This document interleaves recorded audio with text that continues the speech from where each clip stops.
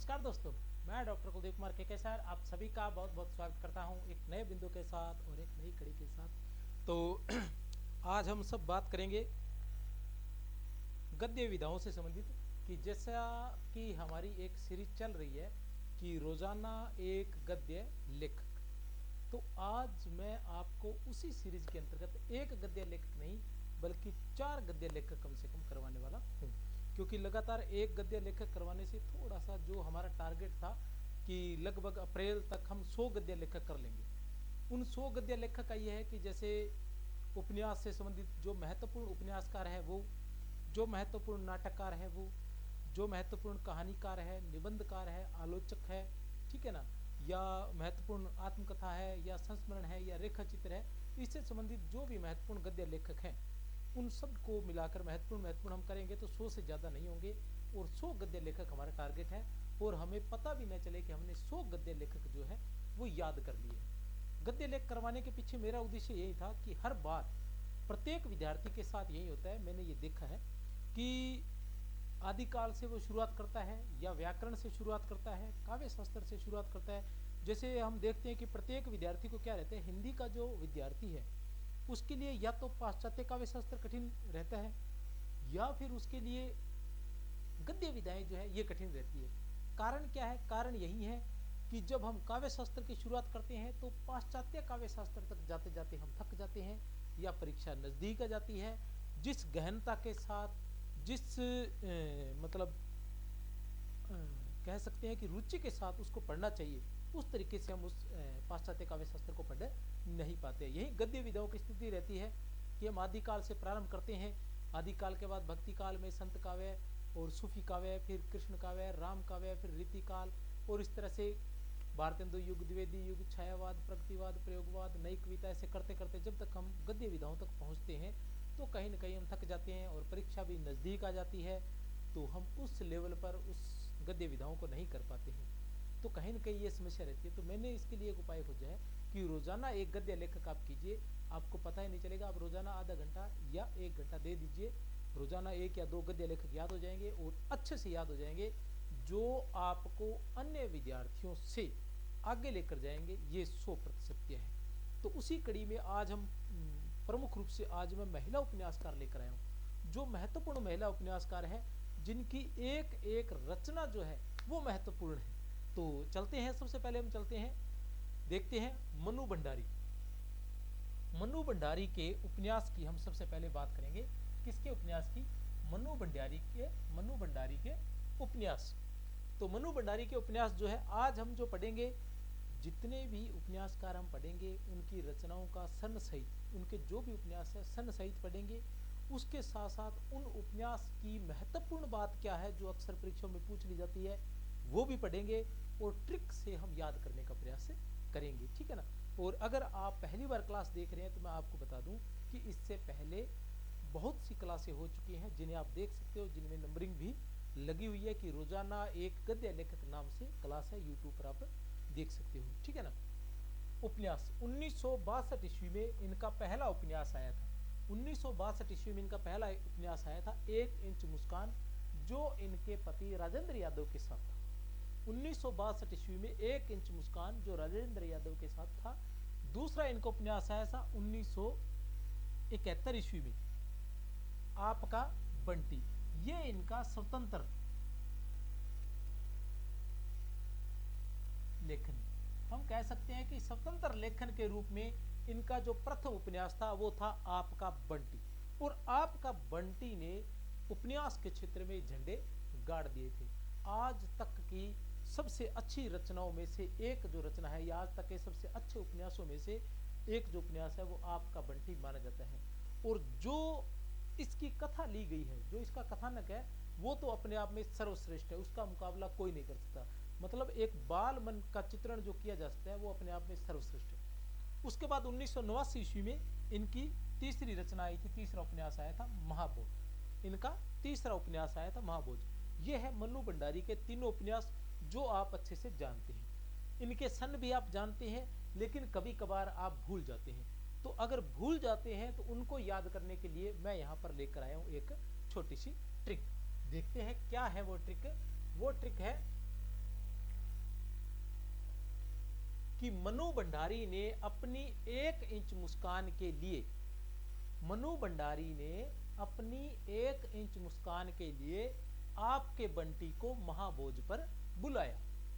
मनु भंडारी ने अपनी 1 इंच मुस्कान के लिए आपके बंटी को महाभोज पर बुलाया। मनु भंडारी ने अपनी 1 इंच मुस्कान के लिए आपके बंटी को महाभोज पर बुलाया। 1962 ईस्वी, 1971 ईस्वी और 1989 ईस्वी। ठीक है, ये इतना छोटा सा। तो इससे क्या होगा कि आप नॉर्मली जब पढ़ते हैं तो हमें याद रहता है कि पहला उपन्यास 1 इंच मुस्कान है, दूसरा आपका बंटी है, तीसरा महाभोज है। महाभोज उपन्यास है, इसका नाट्य रूपांतरण भी हुआ है। नाट्य रूपांतरण भी स्वयं मनु भंडारी ने ही किया है। ठीक है ना। तो ये सारी की सारी जो ये सारे के सारे जो इनके उपन्यास है, हम जब पढ़ते हैं, जब पढ़ रहे होते हैं तब तो हमें याद रह जाता है, लेकिन काफी समय बीतने के बाद हम भूल जाते हैं कि कौन सा उपन्यास कहाँ था। तो उसके लिए एक ट्रिक है कि मनु भंडारी ने 1 इंच मुस्कान के लिए आपके बंटी को महाभोज पर बुलाया। ठीक है ना। अब इसके बारे में कुछ बातें हैं जो मैं आपको बता दूं। महत्वपूर्ण बातें मैंने नोट की है, क्योंकि ये टाइपराइटर की थोड़ी सी मेरी समस्या आ रही है। ठीक है, लाख कोशिश के बावजूद भी टाइपराइटर की समस्या आ रही है। तो इसलिए आप लोगों से तो शेयर करना ही है। अब आप लोगों से क्या छुपा के रखना, क्योंकि लाइफ का अधिकतर समय आप लोगों के लिए या आप लोगों के साथ ही व्यतीत हो रहा है। तो मन की बातें भी आप लोगों से की जा सकती है, और तब किसके पास जाए। तो ये है टाइपराइटर की समस्या कारण ये कुछ तो मैंने लिखा।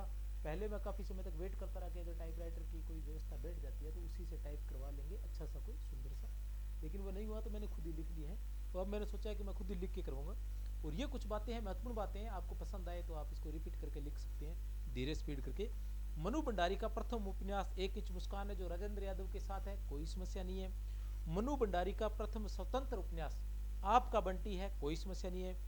मनु भंडारी ने एक साक्षात्कार में कहा था, क्या कहा था कि आपका बंटी लिखते समय मुझे याद है, आपका बंटी लिखते समय मुझे याद है कि एकांत पाने के लिए कॉलेज हॉस्टल में मैंने एक कमरा लिया था।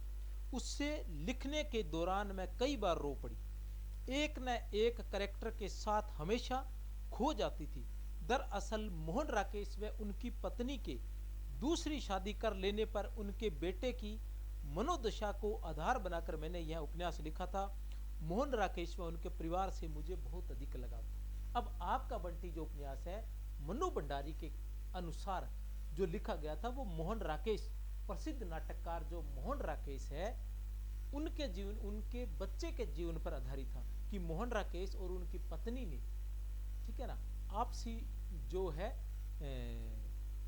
तालमेल न बैठने के कारण वो दोनों तलाक ले लेते हैं। और बंटी जो है, उनका बेटा जो है वो अकेला रहे, बंटी नहीं है, उनके बेटे का नाम कुछ और होगा, उनका बेटा जो है अकेला रह जाता है। तो उसी को आधार बनाकर या उसी से प्रेरणा लेकर या उन्हीं को देखकर इन्होंने क्या है, मनु भंडारी ने आपका बंटी जो है उपन्यास लिखा था। इसके अलावा क्या है कि आपका बंटी क्या है, बालक की जिंदगी को आधार बनाकर लिखा गया हिंदी का सबसे सफल और कलात्मक उपन्यास है। बालक की जिंदगी को आधार बनाकर लिखा गया हिंदी का सबसे सफल और कलात्मक उपन्यास है। बालक की जिंदगी को आधार बनाकर लिखा गया सबसे सफल, मैंने कहा था ना, सर्वश्रेष्ठ उपन्यास है। इसका कथानक जो है वो सर्वश्रेष्ठ है। और बात करें आपके बंटी की, तो ये किस पे, मोहन राकेश से संबंधित है। ठीक है ना, ये भी याद रख लेना। मनोवैज्ञानिक उपन्यासों में यह उपन्यास अपने ढंग का सर्वाधिक सार्थक प्रयोग है। मनु भंडारी। अब इसके बाद आते हैं महाभोज की बात करते हैं। मनु भंडारी महाभोज उपन्यास के लिए लिखती है कि प्रारंभ में ही लिखती है महाभोज के, मेरे पास अभी पढ़ा होगा महाभोज मनु भंडारी का, उसकी जो भूमिका है, क्योंकि मैंने अभी तैयार किया नोट्स, ये यहाँ पढ़ा होगा किताबों में, ठीक है ना। तो उसकी जो भूमिका है, उसका जो पहला ही प्रश्न है, उसमें वो लिखती है, क्या लिखती है कि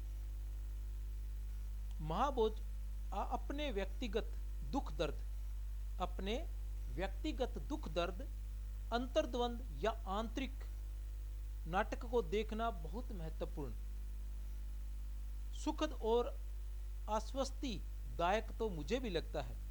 ठीक है ना, वो कह रहे हैं अपने व्यक्तिगत दुख दर्द, अंतर्द्वंद या आंतरिक नाटक को देखना बहुत महत्वपूर्ण, सुखद और आश्वस्ति दायक तो मुझे भी लगता है, मगर जब घर में आग लगी हो तो सिर्फ अपने अंतर जगत में बने रहना या उसी का प्रकाशन करना क्या खुद ही अप्रासंगिक, हास्यास्पद और किसी हद तक अश्लील नहीं लगने लगता? संभवतः इस उपन्यास की रचना के पीछे यही प्रश्न रहा हो। इसे मैं अपने व्यक्तित्व और नियति को निर्धारित करने वाले इसे मैं अपने व्यक्तित्व और नियति को निर्धारित करने वाले परिवेश के प्रति ऋण शोध के रूप में ही देखती हूँ। महाभोज उपन्यास जो है वो एक समस्या प्रधान उपन्यास है, और ये एक काल्पनिक राजनीतिक उपन्यास है। काल्पनिक उपन्यास है, सारे पात्र काल्पनिक है, और राजनीतिक उपन्यास है। महाभोज के प्रमुख पात्र जो है वो इस प्रकार है: बिंदा है, दादा साहब है, सुकुल बाबू है, विशेषर है, रुकमा है, सक्सेना है और दत्ता बाबू है। ये महाभोज भी मैं आपको पूरा पढ़ाऊंगा। कारण ये है कि ये हिंदी जो असिस्टेंट प्रोफेसर है उसमें ये जो महाभोज है ये पूरा लगा हुआ है, ठीक है ना, स्पेशल लगा हुआ है, तो वहां से ही मैं आपको पूरा करवाने का प्रयास करूंगा इसलिए, ठीक है ना। प्रमुख पात्र जो बिंदा है, दा साहब है, सुकुल बाबू है, विशेषर है, रुकमा है, सक्सेना है, दत्ता बाबू है, इतने नहीं है, ये महत्वपूर्ण है। नेक्स्ट उपन्यास और उनकी ट्रिक करवाने से पहले एक छोटा सा ऑफर है, वो मैं आपको बता दूं कि अभी बहुत सारे उपन्यास करवाए जाए, उपन्यासकार करवाए जाएंगे और उनकी ट्रिक भी बताई जाएगी। उससे पहले एक छोटी सी 1 मिनट आपका लेने वाला हूं। ये एक छोटी सी सूचना है कि व्याख्याता की जो टेस्ट सीरीज है वो 99 रुपए में, और वरिष्ठ अध्यापक की टेस्ट सीरीज भी 99 रुपए में हमारे चैनल संकुल मार्गदर्शन पर उपलब्ध है। हमारे चैनल संकुल मार्गदर्शन पर उपलब्ध है। आप गूगल प्ले स्टोर से जाकर संकुल मार्गदर्शन ऐप को डाउनलोड कर सकते हैं। वहां पर अलग अलग फोल्डर बने हुए हैं, एक वीडियो कोर्स का फोल्डर बना हुआ है और एक टेस्ट सीरीज का बना हुआ है। तो वीडियो कोर्स को जब आप खोलोगे तो वहां पर ये टेस्ट सीरीज आपको मिलेगी, ठीक है ना। तो 150 वीडियो आपको सिर्फ 99 रुपए में मिलेंगे, और जिसमें लगभग 6000 वस्तुनिष्ठ प्रश्न मैंने करवाए हुए हैं। उसी तरह से वरिष्ठ अध्यापक की जो टेस्ट सीरीज है वो भी सिर्फ 99 रुपए में मिलेगी, और जिसमें 150 वीडियो टेस्ट है और 6000 वस्तुनिष्ठ प्रश्न है। और इसमें भी मैं आपको बता दूं इसके साथ साथ कि वरिष्ठ अध्यापक और व्याख्याता का लगभग संपूर्ण कोर्स है। अगर कुछ टॉपिक रह गए हैं तो वो करवा दिए जाएंगे, ठीक है ना। संपूर्ण कोर्स उसमें करवाया जाएगा। जैसे वरिष्ठ अध्यापक और व्याख्याता के अंदर प्रमुख रूप से हम स्नातक स्तरीय रचनाओं के बारे में जानना चाहते हैं। स्नातक स्तरीय रचनाएं जो होती है उनमें हम इसमें से रहती है, तो स्नातक स्तरीय रचनाओं का जो सारांश है वो करवाया गया, और अधिक से अधिक प्रश्न उत्तर इसमें करवाए गए हैं उन स्नातक स्तरीय रचनाओं से। बाकी आदिकाल से लेकर आधुनिक काल तक, नई कविता तक, और उधर समस्त गद्य विधाएं जो है, प्रत्येक गद्य विधा पर कम से कम 2 वीडियो बनाए गए हैं, और कम से कम 100 क्वेश्चन प्रत्येक गद्य विधा पर आपको उपलब्ध होंगे। उसके अलावा व्याख्याता का जो संपूर्ण कोर्स है वो सिर्फ 799 में है, वरिष्ठ अध्यापक का भी 799 में है, नगेंद्र के 50 टेस्ट केवल 99 रुपए में, आचार्य शुक्ल के 99 रुपए में। तो मैं आपको बताना चाहूंगा कि व्याख्याता की, असिस्टेंट प्रोफेसर की और नेट सेट की तैयारी करने वाले विद्यार्थी नगेंद्र की टेस्ट सीरीज और आचार्य शुक्ल की टेस्ट सीरीज जरूर खरीदें। इसमें आपको वीडियो मिलेंगे, 50 वीडियो और 50 वीडियो ही इसमें मिलेंगे। प्रश्नोत्तर जो है वो सभी व्याख्या सहित होंगे, ठीक है ना। तो ये आपके लिए बहुत लाभदायक रहेंगे, इसको अवश्य खरीदें। किसी भी समस्या के लिए 63 771 24 802 पर व्हाट्सअप भी कर सकते हैं, और संकुल मार्गदर्शन के नाम से अपना टेलीग्राम है उसको भी ज्वाइन करेंगे तो आपको जो है ये नोट्स वगैरह, इसकी पीडीएफ वगैरह आपको फ्री मिल जाएगी। चलो चलते हैं नेक्स्ट उपन्यासकार पर।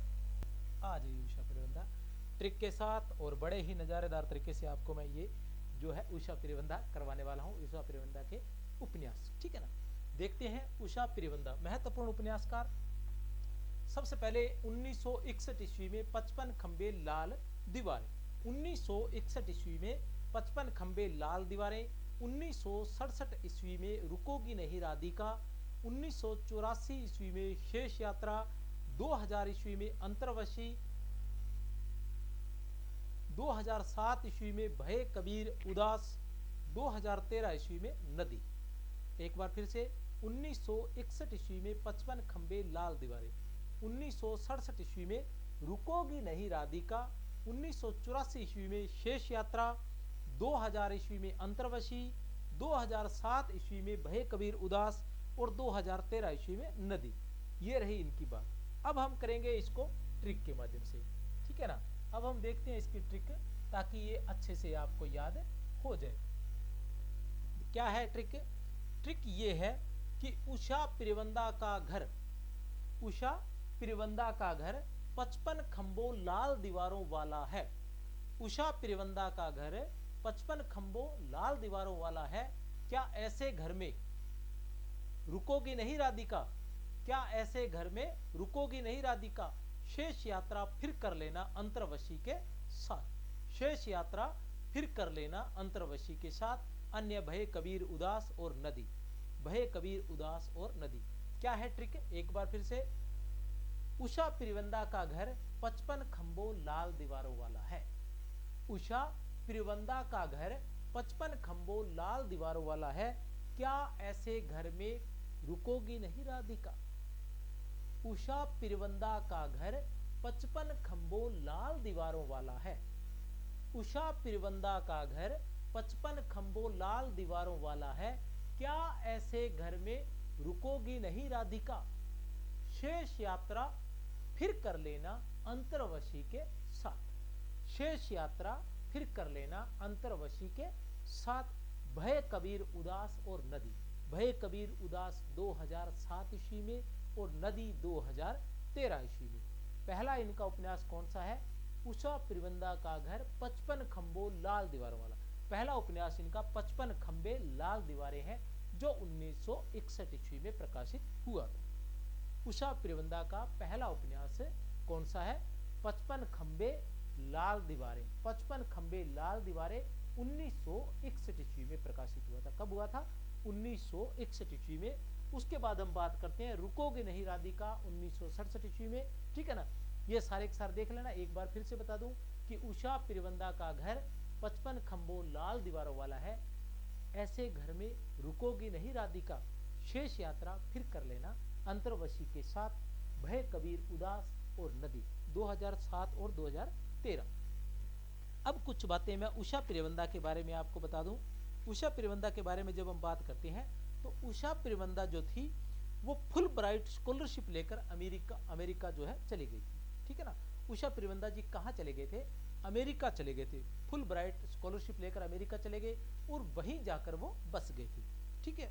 अब क्या है कि वहीं व्यक्तिगत रूप से उन्होंने जिन समस्याओं का सामना किया, ठीक है ना, जिन समस्याओं को महसूस किया, जिन भावों को महसूस किया, जिन अच्छाइयों को, जिन बुराइयों को महसूस किया, स्त्री के जीवन में आने वाली विभिन्न प्रकार की समस्याओं को उन्होंने जो महसूस किया, उसी को उन्होंने अपने उपन्यास में लिखने का प्रयास किया है।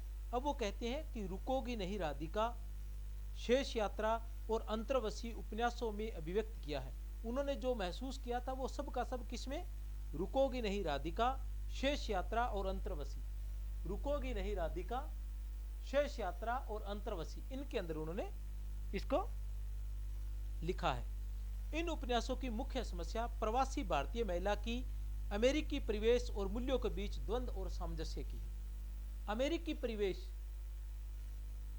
ठीक है ना, अमेरिकी परिवेश और मूल्यों के बीच द्वंद्व की ये समस्या, अमेरिका का ध्यान रख लेना। उषा पिरवंदा कहाँ चली गई थी? अमेरिका चली गई थी। तो इनकी जो कहानी है वहां कहाँ का परिवेश है? अमेरिका का ही परिवेश है अधिकतर। शेष यात्रा उपन्यास जो है, शेष यात्रा उपन्यास जो है वो क्या है? इस उपन्यास की नायिका अनु। नायिका कौन है? अनु है। कौन है इसकी नायिका?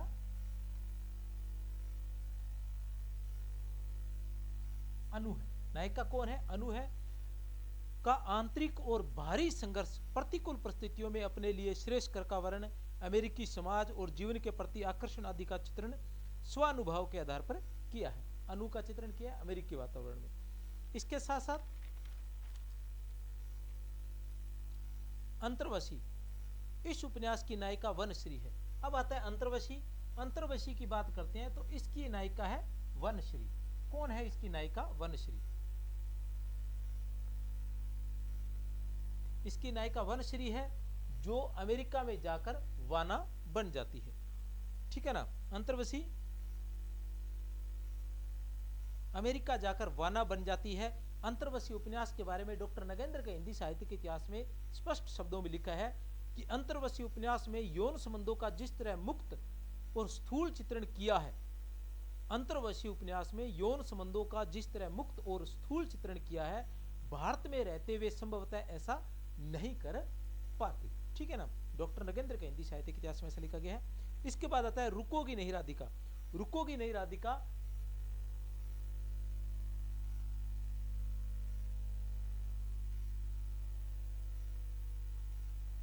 में राधिका है। रुकोगी नहीं राधिका की नायिका राधिका है। उपन्यास विदेश में बसी राधिका के द्वंद, अकेलेपन व अजनबीपन की कथा है। राधिका के, ठीक है ना, विदेश में रहते हुए अकेलेपन और अजनबीपन की कथा जो है रुकोगी नहीं राधिका है।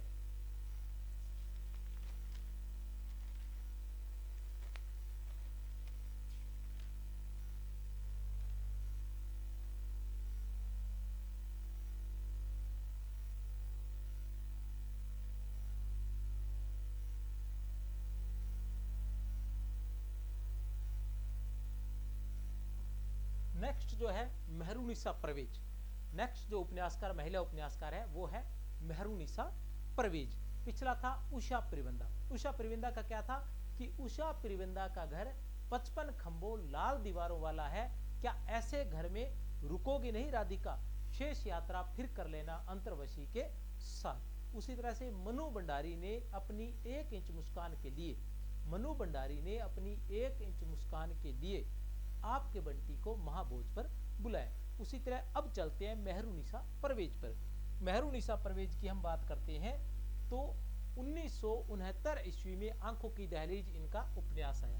1969 ईस्वी में आंखों की दहलीज। 1972 ईस्वी में उसका घर। 1977 ईस्वी में कोरजा। 1981 ईस्वी में अकेला पलाश। 2002 ईस्वी में समरांगण और 2005 ईस्वी में पासंग। ठीक है ना। 1969 ईस्वी में आंखों की दहलीज। 1972 ईस्वी में उसका घर। 1977 ईस्वी में कोरजा। 1981 ईस्वी में अकेला पलाश। 2002 ईस्वी में समरांगण और 2005 ईस्वी में पासंग। पासंग क्या होता है? पासंग जो तराजू होता है। पासंग क्या होता है कि जो तराजू होता है, तराजू के जो दोनों पलड़े जो रहते हैं उनमें से क्या होता है कि ये जरूरी नहीं दोनों पलड़ों में से एक पलड़ा हमेशा भारी रहता है, तो उस पलड़े को बराबर करने के लिए उसमें जो दूसरे पलड़े में बराबर करने के लिए उसमें जो भार बांधा जाता है उसको पासंग कहते हैं। दूसरे पलड़े में जो भार बांधा जाता है उसको पासंग कहते हैं। अब इसी को देखते हैं ट्रिक के माध्यम से। क्या है इसकी ट्रिक?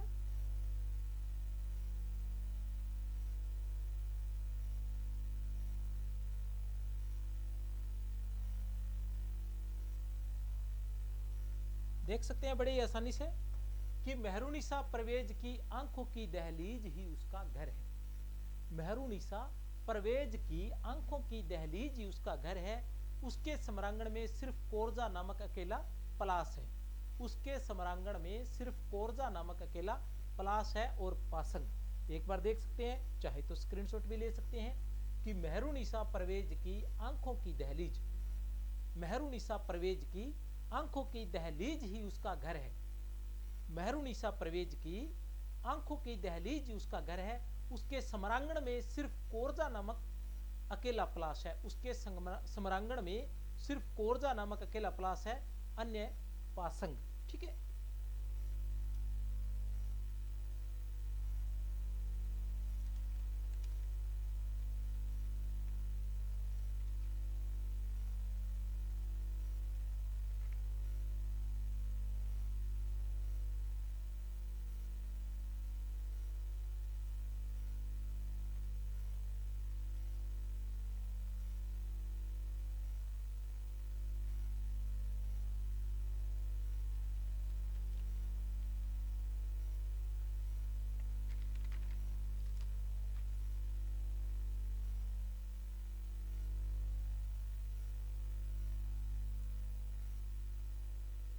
उसके बाद आता है ख्वाजा बदिउजमा। ख्वाजा बदिउजमा। आज तो भैया आपका लक तकड़ा है। अच्छे भले उपन्यास में आज आपको करवाने वाला हूँ। हमेशा 1 या 2 ही करवाता हूँ उपन्यासकार। आज 3 या 4 होने वाले हैं। स्त्री जो महत्वपूर्ण उपन्यासकार है उन पर आज की चर्चा चल रही है, तो बड़े ही आराम से देखें। और अगर पसंद आए तो शेयर अवश्य करें, लाइक कर दें, कमेंट अवश्य करें। कमेंट नहीं करते हैं, यहाँ थोड़ा सा खर्चा आपको, मुझे लग रहा है कि शायद यूट्यूब वालों ने कमेंट करने का भी खर्चा लगाना शुरू कर दिया है कि पैसे लगते हैं। तो इसलिए शायद आप लोग कमेंट नहीं करते हैं देखने के बावजूद भी। ख्वाजा बदियुज्जमा, ख्वाजा बदियुज्जमा के उपन्यासों की बात करें तो सबसे पहले आता है 1971 ईस्वी में एक चूहे की मौत, 1975 ईस्वी में छाकों की वापसी, 1976 ईस्वी में अपुरुष, 1977 ईस्वी में छठा तंत्र और 1994 ईस्वी में सभा पर्व। एक बार फिर से 1971 ईस्वी में एक चूहे की मौत, 1975 ईस्वी में छाकों की वापसी, 1976 ईस्वी में अपुरुष, 1977 ईस्वी में छठा तंत्र, 1994 ईस्वी में सभा पर्व। एक चूहे की मौत जो है वो दफ्तरी जीवन के बारे में बताया गया है कि दफ्तर में करने वाले कर्मचारी और चूहे में ज्यादा अंतर नहीं होता, इस प्रकार का व्यंग्य एक कर्मचारी पर किया गया है। छाकों की वापसी, छाकों की वापसी में और सभा पर्व, ये दो जो उपन्यास है, इन दो उपन्यास में बताया गया है कि किस प्रकार जो देश का विभाजन हुआ था वो किसी भी स्थिति में किसी भी प्रकार से वो जो है सही नहीं था, उसको गलत सिद्ध किया गया है इन दोनों ही उपन्यासों के माध्यम से।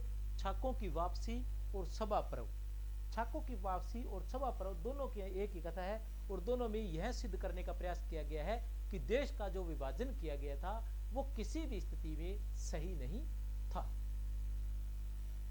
अपुरुष, अपुरुष जो है प्राइवेट कॉलेज के जो प्राध्यापक रहते हैं, अपुरुष में किसकी कथा है कि प्राइवेट कॉलेज के जो प्राध्यापक रहते हैं वो मजबूरी वश, ठीक है ना, उनकी मजबूरी का, उनकी मानसिक पीड़ा का जो चित्रण है इस उपन्यास में किया गया है। सभा पर्व जो है वो मृत्यु के इनके 8 वर्ष पश्चात प्रकाशित हुआ था। सभा पर्व जो है इनकी मृत्यु के 8 वर्ष पश्चात प्रकाशित हुआ था और ये इनका अंतिम उपन्यास था। सभा पर्व जो है यह इनका अंतिम उपन्यास था और यह आत्मकथात्मक शैली में लिखा गया था। किस में लिखा गया था? आत्मकथात्मक शैली में यह लिखा गया था। इसी की ट्रिक भी देख लेते हैं, क्या है इसकी ट्रिक। ख्वाजा बदियुज्जमा के उपन्यास एक चूहे की मौत में छाकों की वापसी दिखाई गई है, ठीक है ना। ख्वाजा बदियुज्जमा के उपन्यास एक चूहे की मौत में, ख्वाजा बदियुज्जमा के उपन्यास एक चूहे की मौत में छाकों की वापसी दिखाई गई है। ख्वाजा बदियुज्जमा के उपन्यास एक चूहे की मौत में छाकों की वापसी दिखाई गई है, जिसमें अपुरुष भी छठे तंत्र के सभा पर्व का आनंद लेता है, छठे तंत्र के सभा पर्व का आनंद लेता है। अब छठे तंत्र को आप चाहो तो लोकतंत्र भी कर सकते हैं कि लोकतंत्र के सभा पर्व का आनंद लेते हैं। सभा पर्व का तो हमेशा सभी आनंद लेते हैं, ठीक है ना। एक बार फिर से, ख्वाजा बदियुज्जमा के उपन्यास एक चूहे की मौत में, ख्वाजा बदियुज्जमा के उपन्यास एक चूहे की मौत में छाकों की वापसी दिखाई गई है, जिसमें अपुरुष छठे तंत्र के सभा पर्व का आनंद लेता है। अपुरुष भी छठे तंत्र के सभा पर्व का आनंद लेता है। एक चूहे की मौत 1971 ईस्वी, छाकों की वापसी 1975 ईस्वी, अपुरुष 1976 ईस्वी, छठा तंत्र 1977 ईस्वी, सभा पर्व 1994 ईस्वी। सभा पर्व 1994 ईस्वी जो इनका अंतिम उपन्यास है, इसके बारे में मैं सारी बातें आपको बता चुका हूं। कुछ और है तो देख लेता हूं, और कुछ नहीं इसके बारे में।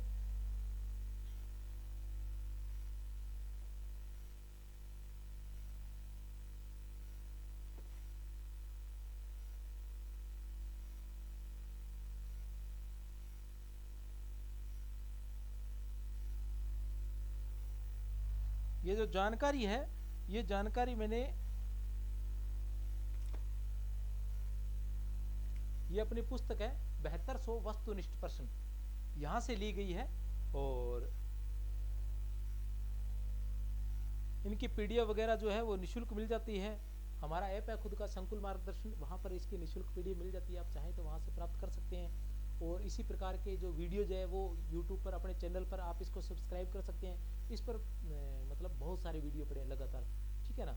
और हिंदी साहित्य के विद्यार्थी के लिए लगभग सभी क्लासें यहाँ आपको उपलब्ध मिलेगी, चाहे हिंदी व्याख्याता हो और चाहे वरिष्ठ अध्यापक हो, दोनों की, ठीक है ना। जैसी क्लासें आपको कोर्स में मिलती है वैसी की वैसी क्लासें यहाँ आपको उपलब्ध रहेगी। और यहाँ वरिष्ठ अध्यापक और व्याख्याता का, ठीक है ना, संपूर्ण कोर्स जो है वो निःशुल्क भी करवाया जाएगा। इसलिए आप इसको सब्सक्राइब कर लें ताकि समय समय पर आपको क्लासें मिलती रहे। ये जो रोजाना एक गद्य लेखक है, ये क्लास तो इसका समय कोई नहीं है, ये ऊपर नीचे होती रहती है, दिन में एक बार आ जाती है और हो सकता है किसी दिन 2 बार भी आ जाए, किसी दिन 1 बार भी ना आए। लेकिन ये है कि लगातार कोशिश करते हैं, कभी 2 लेखक 3 लेखक इस तरह से इसकी क्लासें आती रहती हैं, समय कोई नहीं है।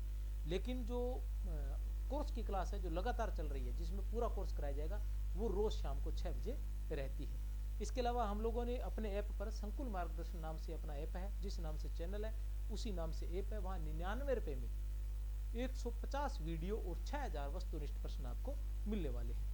150 वीडियो और 6000 वस्तुनिष्ठ प्रश्न, चाहे वो व्याख्याता की टेस्ट सीरीज हो, चाहे वो वरिष्ठ अध्यापक की टेस्ट सीरीज हो, दोनों की टेस्ट सीरीज आपको वहाँ उपलब्ध होने वाली है। चलते हैं आगे, अभी कहानी खत्म नहीं हुई, और भी है।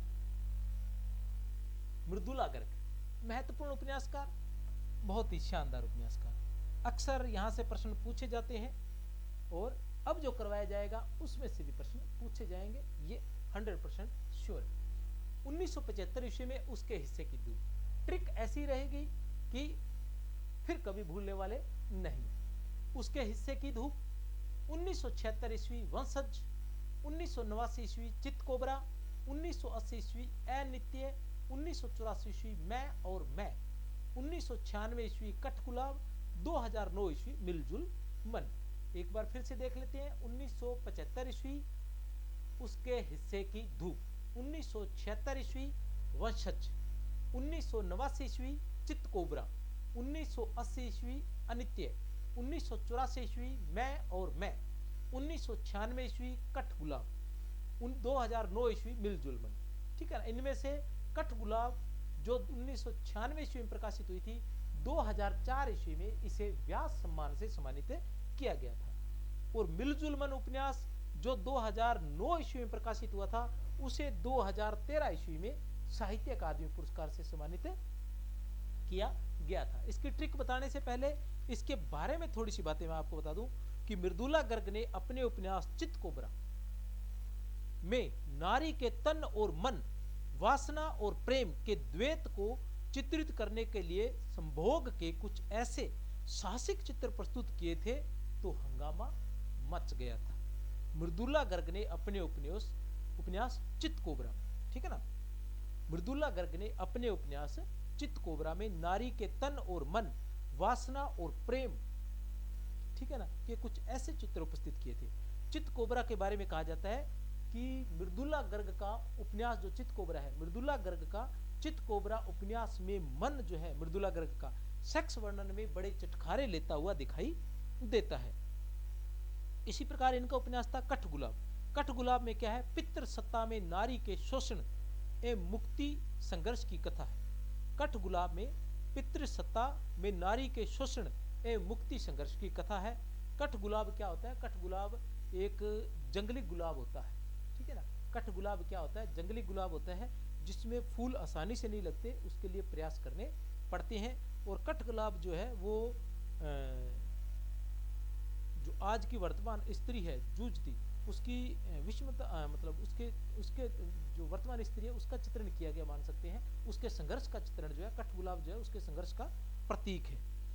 कठगुलाब के पात्र विपिन, स्मिता, नर्मदा, मारियान और असीमा है। कठगुलाब के जो पात्र है विपिन, अस्मिता, नर्मदा और मारियन असीमा है। अनित्य उपन्यास जो है उसमें 1930 से लेकर 1960 ईस्वी तक के कालखंड की भारतीय राजनीति का चित्र है। याद रख लेना, इनका जो अनित्य उपन्यास है इसमें क्या है, 1930 से 1960 के मध्य की भारतीय राजनीति का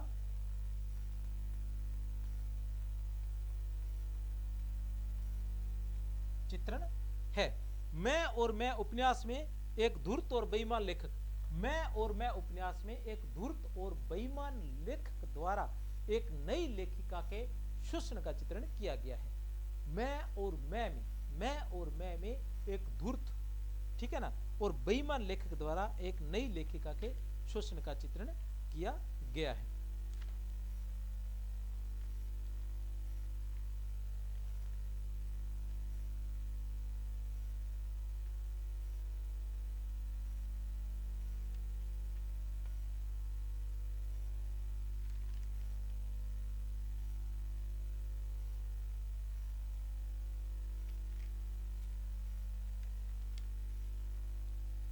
यहाँ थोड़ा सा और है।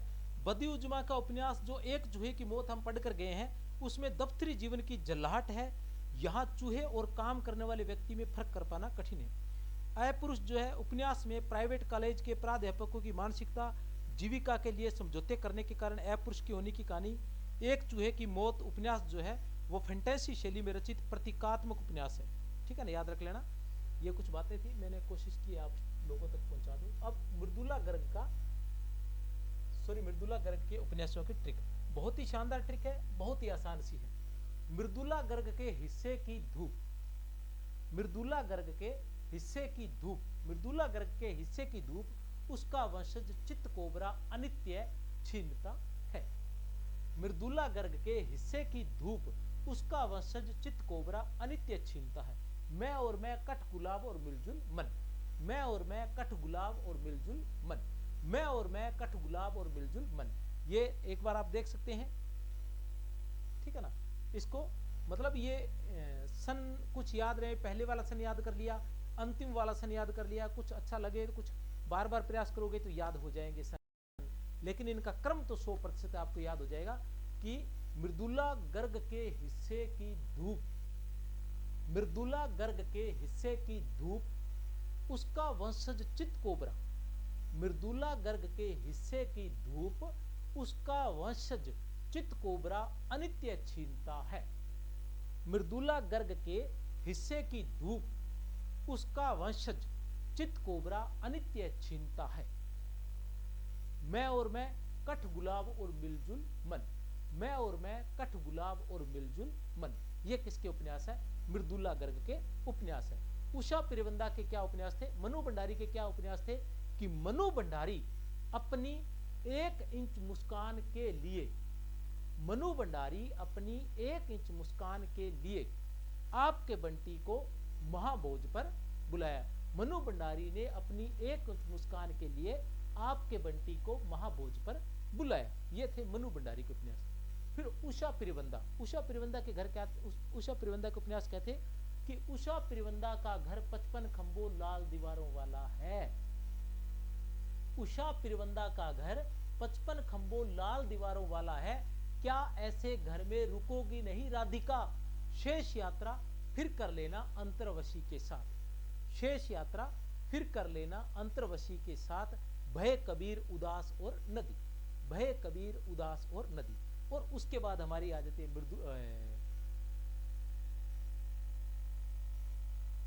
बदियू जुमा। बदियू जुमा की बात करें कि बदियू जुमा के उपन्यास एक चूहे की मौत में, बदियू जुमा के उपन्यास एक चूहे की मौत में छाकों की वापसी दिखाई गई है। बदियू जुमा के उपन्यास एक चूहे की मौत में छाकों की वापसी दिखाई गई है। इस तरह से बड़े ही इजी वे में, ठीक है ना, आप जो है ये उपन्यास जो है ट्रिक के माध्यम से याद कर सकते हैं। तो आप सभी को मेरी तरफ से बहुत बहुत शुभकामनाएं। चैनल को सब्सक्राइब अवश्य कर ले, लाइक अवश्य करें, जाने से पहले कमेंट अवश्य करके जाना कि क्लास कैसी लगी। अगर कोई कमी है तो बता दें, कोई और कुछ करवाना है तो भी आप बता सकते हैं। मेरी तरफ से बहुत बहुत शुभकामनाएं।